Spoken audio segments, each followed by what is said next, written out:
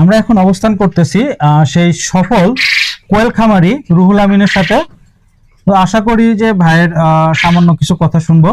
ভাই, আপনি হঠাৎ করে এত কিছু থাকতে কোয়েল কেন শুরু করলেন?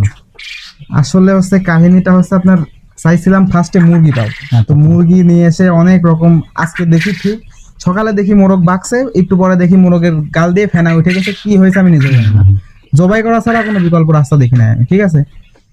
এখন এই কোয়েল পাখিটা নিয়ে আসার কারণ হচ্ছে কোয়েল পাখিতে রোগ ব্যাধি খুবই কম।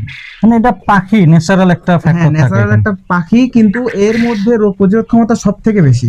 শুধু ঠান্ডাটা লাগে আর কি, তাছাড়া এর মধ্যে আহামরি কোনো রোগ প্রতিরোধ ক্ষমতা এত পরিমাণে যে বেশি, অন্য কোনো রোগ এদেরকে ঘেরাও করতে পারে না সহজে। তার মানে মুরগির যে টাইম টু টাইম যেটা করা লাগে এটা করা লাগে। মুরগিতে যেমন টাইম টু টাইম ভ্যাকসিন করা লাগে, অনেক ঝামেলা আছে, কিন্তু এটাতে যদি ভ্যাকসিন না দিই সব থেকে বেটার। আর যদি ভ্যাকসিন দেই তাহলে এটা রোগ প্রতিরোধ ক্ষমতা আরো কমে যাবে।